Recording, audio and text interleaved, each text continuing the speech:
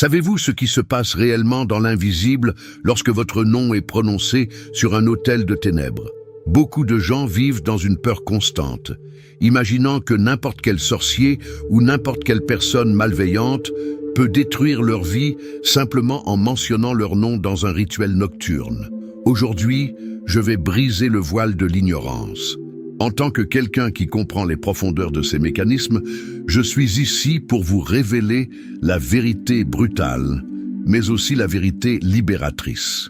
Ce que vous allez apprendre aujourd'hui va changer radicalement votre perception de la guerre spirituelle. Nous allons explorer comment le monde des ténèbres tente de vous localiser, comment il utilise des accusations légales contre vous, et surtout, pourquoi certains noms sont totalement inaccessibles aux flèches de la sorcellerie. Aujourd'hui, mon objectif est de vous armer. Je vais vous enseigner les lois de la légalité spirituelle pour que vous ne soyez plus jamais une victime, mais un souverain dans votre propre vie. Vous allez découvrir comment fermer chaque porte, comment effacer vos traces dans le monde occulte et comment faire en sorte que votre nom, lorsqu'il est prononcé dans l'obscurité, ne produise qu'un silence de défaite pour vos ennemis. Nous allons aller en profondeur, étape par étape, car la connaissance est la seule chose qui sépare l'esclave de l'homme libre. Avant d'entrer dans ces révélations profondes qui vont durer tout au long de ce message, je vous demande de cliquer sur le bouton « J'aime » pour signaler au monde spirituel que vous êtes prêt à recevoir cette lumière. Et dites-moi maintenant dans les commentaires, d'où nous suivez-vous? De quelle ville ou de quel pays écoutez-vous cette instruction? C'est toujours une immense joie de voir cette armée internationale se lever. Êtes-vous prêt à découvrir ce qui se cache derrière le rideau et à reprendre le contrôle de votre destin spirituel? Alors, nous commençons maintenant. Partie 1, la puissance métaphysique du nom et le destin spirituel. Pour comprendre l'impact d'un nom dans l'invisible, nous devons remonter à l'origine de la création. Dans la pensée biblique et dans la structure même de l'univers spirituel, nommer quelque chose n'est pas un acte administratif, c'est un acte de pouvoir.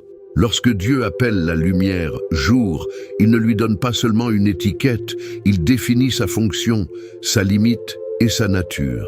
Votre nom est la fréquence sur laquelle votre âme opère dans cette dimension. Dans la Bible, les noms étaient des prophéties.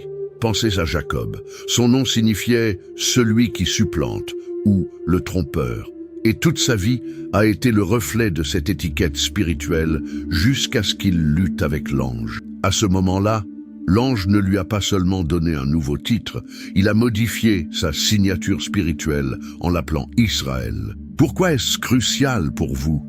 Parce que si vous ne comprenez pas que votre nom est votre adresse légale dans l'invisible, vous ne saurez pas comment défendre cette adresse. Le nom est un accès. Imaginez que le monde spirituel est un réseau informatique géant. Votre nom est votre adresse IP. Lorsqu'un sorcier ou une entité invoque votre nom, il tente de taper cette adresse pour ouvrir une session de communication ou d'attaque. Mais voici la vérité que les ténèbres ne veulent pas que vous sachiez. Posséder l'adresse ne signifie pas posséder le mot de passe.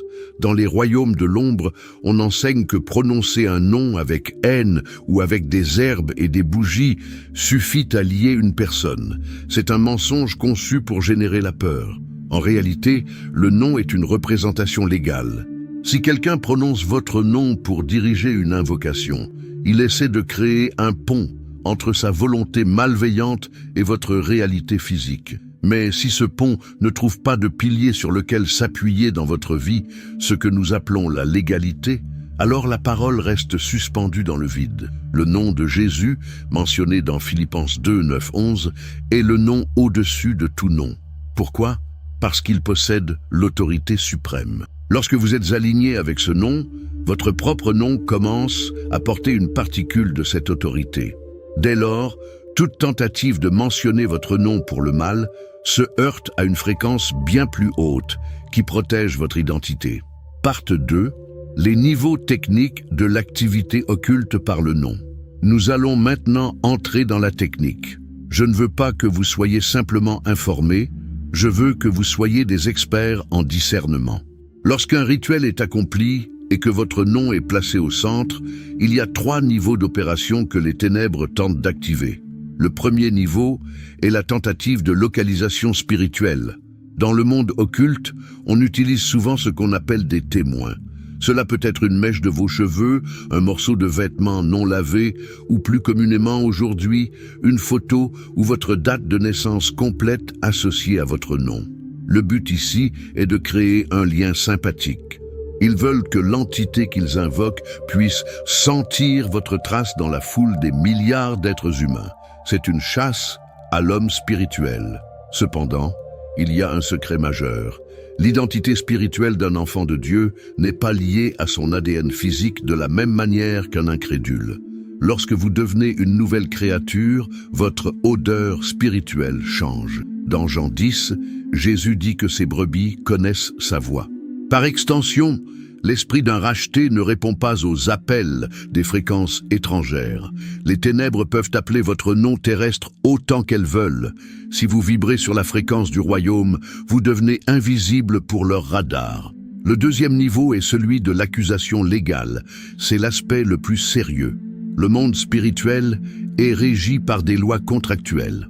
Dans Apocalypse 12:10, Satan est décrit comme celui qui accuse les frères jour et nuit. Souvent, le rituel n'est pas une simple demande de malheur, c'est la présentation d'une plainte devant un tribunal d'ombre. Le sorcier dit « Je demande que cette personne soit frappée dans ses finances, car elle porte en elle la dette de ses ancêtres, ou parce qu'elle a ouvert une porte par tel péché. » Ici, votre nom est utilisé comme le titre d'un dossier judiciaire. C'est là que beaucoup de chrétiens souffrent inutilement, parce qu'ils ne savent pas comment plaider leur cause. Si vous avez des péchés non confessés ou des liens ancestraux non brisés, le monde spirituel voit cela comme une invitation légale. Mais la solution est radicale. Le sang de Jésus. Ce sang n'est pas une métaphore poétique, c'est un agent nettoyant légal. Il efface les preuves. Quand l'accusateur prononce votre nom pour présenter le dossier et que vous avez appliqué le sang par la repentance, il ouvre le dossier et trouve une page blanche. Sans preuve, il n'y a pas de condamnation. C'est ainsi que vous fermez le deuxième niveau. Le troisième niveau est la projection de paroles de malédiction. C'est l'envoi de flèches verbales chargées d'intentions de mort, de ruine ou de maladie. Mais nous avons un bouclier indestructible dans Proverbe 26:2 qui nous dit que la malédiction sans cause n'a point d'effet. Elle est comme un oiseau qui cherche un endroit où se poser. Si votre vie ne présente pas de branche de péché ou de rébellion pour qu'elle s'y accroche, la malédiction doit repartir. Mieux encore, dans le royaume de Dieu, une malédiction injustifiée qui frappe un bouclier de foi finit par se retourner contre celui qui l'a lancé par l'effet du juste retour. Vous n'avez pas à craindre les maux, vous devez simplement veiller à ce qu'il n'y ait aucune cause en vous qui donne raison à l'ennemi. Partie 3. La juridiction spirituelle et la puissance du consentement. Comprenez-vous que le monde spirituel est un empire de juridiction? Rien ne se passe par hasard. Tout est une question de droit de passage. Je veux vous parler d'une vérité révolutionnaire qui va vous choquer. La peur que vous ressentez est souvent plus puissante que le sortilège lui-même. Dans mon expérience, j'ai vu des rituels qui n'avaient aucune puissance réelle, mais parce que la victime a appris qu'on faisait quelque chose contre elle, elle a ouvert la porte par la peur. La peur est une forme de foi. C'est croire que le pouvoir des ténèbres est plus efficace que la protection de Dieu. Lorsque vous avez peur, vous donnez votre consentement spirituel à l'attaque. Vous dites, par votre vibration, « Oui, je crois que ce sorcier peut me détruire ». À ce moment précis, vous signez le contrat qui autorise l'attaque à entrer dans votre réalité. Regardez l'histoire de Job. Satan a dû demander une autorisation explicite à Dieu pour toucher à ses biens et à son corps. Et même là, il y avait des limites strictes. Si vous êtes sous le gouvernement de Dieu, personne ne peut passer outre la permission du roi des rois. La question n'est donc pas « qu'est-ce qu'ils disent de moi dans l'obscurité ?» mais « qu'est-ce que Dieu dit de moi dans sa lumière ?» La maturité spirituelle, c'est passer de la paranoïa de la victime à la sérénité du gouverneur. Vous devez comprendre que vous n'êtes pas au milieu d'une bataille dont l'issue est incertaine. La victoire a déjà été acquise. Votre rôle est d'imposer cette victoire sur votre territoire légal, qui commence par votre propre nom. Partie 4. Le protocole d'immunité. Comment devenir inaccessible? Maintenant que vous comprenez les mécanismes, comment mettre cela en pratique? Comment construire cette muraille d'invincibilité autour de votre nom? Il existe 4 piliers fondamentaux que vous devez ériger dès aujourd'hui. Le premier pilier est l'identité définie. L'ennemi attaque toujours là où il y a un doute. Si vous ne savez pas avec certitude que vous êtes un enfant de Dieu, racheté à un grand prix, l'ennemi utilisera votre nom pour vous manipuler. Le monde spirituel reconnaît ceux qui connaissent leur identité. Quand les fils de Séva ont essayé d'utiliser le nom de Jésus, les démons ont répondu « Jésus, je le connais, et Paul, je sais qui il est, mais vous, qui êtes-vous » Ils ne reconnaissaient pas leur identité. Votre nom doit être associé à l'autorité du Christ dans l'invisible. Le deuxième pilier est l'alignement de vie. C'est ce que les anciens appelaient la marche dans la sainteté. La sainteté n'est pas une question de paraître parfait devant les hommes. C'est une question de ne pas avoir de propriété de l'ennemi en soi. Si vous avez de l'amertume, de la haine ou des pratiques occultes cachées, vous possédez des objets qui appartiennent légalement au royaume des ténèbres. C'est comme avoir un traceur GPS de l'ennemi dans sa poche. S'aligner, c'est rendre à l'ennemi ce qui lui appartient par le pardon et le renoncement, afin qu'il n'ait plus de prise sur vous. Le troisième pilier est votre autorité verbale. C'est ici que beaucoup échouent lamentablement. Vos paroles créent un alignement spirituel. Si un sorcier maudit votre nom à minuit, mais que vous passez votre journée à vous maudire vous-même en disant « Je suis un raté, ma famille ne s'en sortira jamais », vous confirmez la malédiction du sorcier. Vous devenez son complice. Vous devez apprendre à déclarer contre vous-même uniquement ce que Dieu déclare. Votre bouche doit devenir un bouclier de décret. Le quatrième pilier est le discernement équilibré. Ne tombez pas dans l'excès de voir un démon derrière chaque buisson. Parfois, les difficultés de la vie sont des tests de caractère ou les conséquences de mauvaises décisions de gestion. Si vous blâmez la sorcellerie pour une erreur que vous avez commise, vous ne résoudrez jamais le problème. Le discernement vous permet de frapper là où c'est nécessaire. Si c'est une attaque, brisez-la. Si c'est une leçon, apprenez-la. Cet équilibre vous rend redoutable, car l'ennemi ne peut plus vous distraire avec des faux combats. Partie 5. La transformation du nom dans l'alliance supérieure. Voici une révélation qui va profondément vous consoler. Lorsqu'un rituel est pratiqué contre un véritable racheté, il se produit un phénomène de substitution spirituelle. Dans l'ancien système, sous la loi, votre nom était lié à votre lignée de sang terrestre, avec toutes ses tares et ses malédictions. Mais par la nouvelle naissance, vous avez été greffé sur une nouvelle lignée. L'apôtre Paul dit dans Galates 2:20, « Ce n'est plus moi qui vis, c'est Christ qui vit en moi. » Qu'est-ce que cela signifie pour votre nom? Cela signifie que lorsque les ténèbres appellent votre nom, elles frappent à la porte d'un tombeau vide. L'ancienne personne n'est plus là, elle est morte en Christ. Désormais, votre vie est cachée. Imaginez un coffre-fort indestructible à l'intérieur du trône de Dieu. C'est là que se trouve votre véritable identité. Quand un sorcier mentionne votre nom sur un autel, la résonance de ce nom ne descend pas vers les abîmes, elle monte vers le Père qui vous justifie. C'est pour cela que Romanos 8:33 est votre cri de guerre. Qui intentera accusation contre les élus de Dieu? Si Dieu a signé votre acquittement, le bruit des hommes ou des démons n'a aucune importance. Vous portez un nom que les ténèbres ne peuvent ni lire ni comprendre, car il est écrit dans le langage de la lumière. Partie 6. L'imprudence et les portes ouvertes par l'exposition. Je dois vous parler avec une autorité de mentor sur un sujet très actuel, l'auto-exposition. Nous vivons dans une société où le secret est considéré comme une anomalie. Pourtant, dans le monde spirituel, le secret est une protection. Beaucoup d'attaques ne commencent pas dans un temple occulte, mais sur votre profil de réseau social. L'envie est l'une des formes de sorcellerie les plus courantes et les plus pernicieuses. En exposant chaque succès, chaque achat, chaque détail intime de votre vie pour nourrir votre ego ou chercher une validation, Vous attirez des regards chargés de flèches spirituelles. Ce n'est pas du mysticisme, c'est de la dynamique spirituelle. L'attention est une énergie. Si vous attirez l'attention de 1000 personnes, vous attirez aussi leur projection spirituelle. La Bible dit que celui qui demeure sous l'abri du Très-Haut repose à l'ombre du Tout-Puissant. L'ombre implique d'être couvert, d'être discret. Apprenez à vivre pour Dieu et pour vous-même avant de vivre pour les écrans. Ne donnez pas de munitions à ceux qui voudraient utiliser votre nom par simple jalousie. La sagesse est la moitié de la victoire. Soyez comme le sel, présent, efficace mais discret. Parte 7, l'autorité du gouvernement spirituel. Nous arrivons à la conclusion de cet enseignement sur la victoire.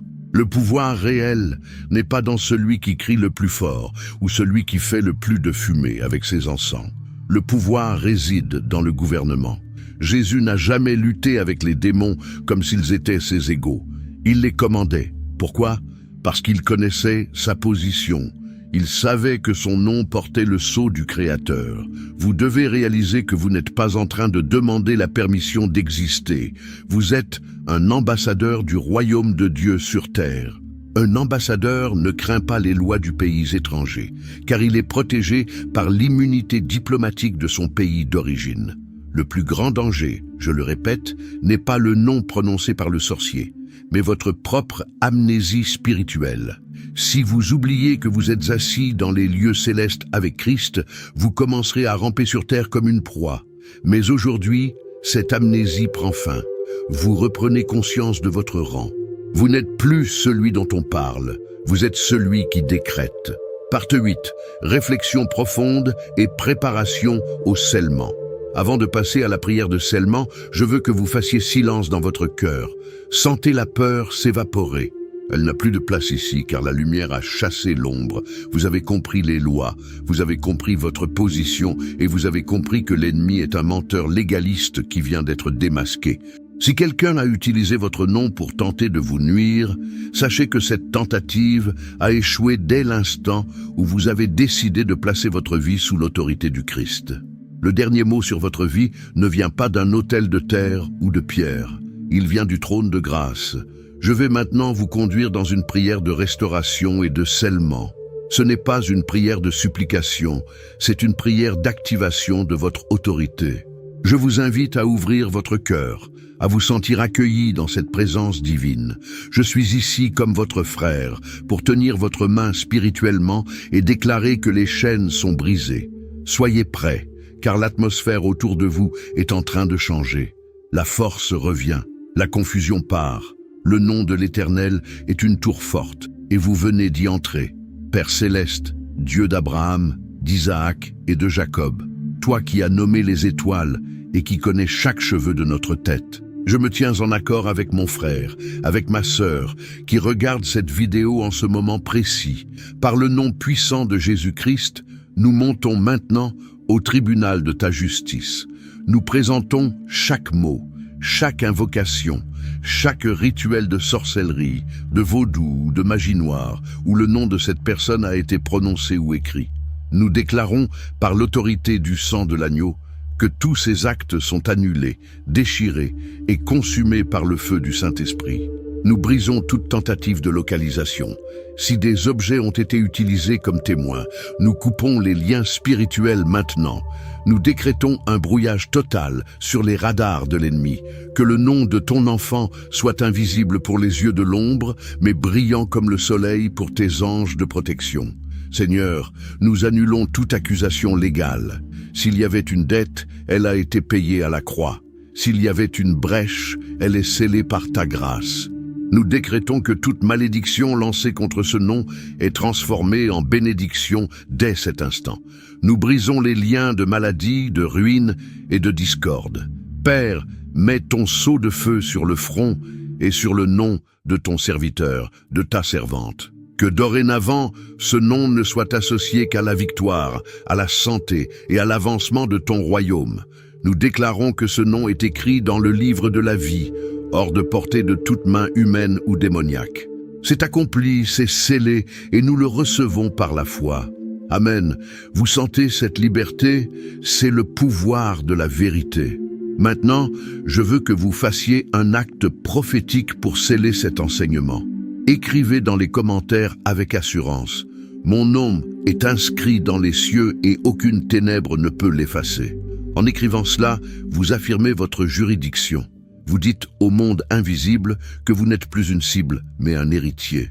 Je vous encourage également à utiliser l'espace des commentaires pour parler avec notre communauté. Partagez votre témoignage. Encouragez un frère qui est peut-être arrivé ici avec le cœur lourd. Soyez l'instrument de Dieu pour lever quelqu'un d'autre. Votre expérience peut être la clé de la prison d'un autre. Si ce message a été une arme pour vous, abonnez-vous à notre canal pour ne rater aucune de nos instructions quotidiennes. Partagez ce message avec au moins 3 personnes que vous aimez. Ne les laissez pas dans l'ignorance. Devenez un canal de libération. Ne partez pas encore avec une sensation de crainte, mais avec une sensation de paix profonde. Le combat n'est pas à venir, il est déjà gagné. Maintenez-vous ferme dans cette vérité. Ne laissez plus personne, humain ou démon, définir qui vous êtes. Vous êtes ce que Dieu dit que vous êtes. On se retrouve très bientôt pour une nouvelle révélation et un nouvel approfondissement dans la guerre spirituelle. Restez sous la couverture du Très-Haut, car il est fidèle. À bientôt.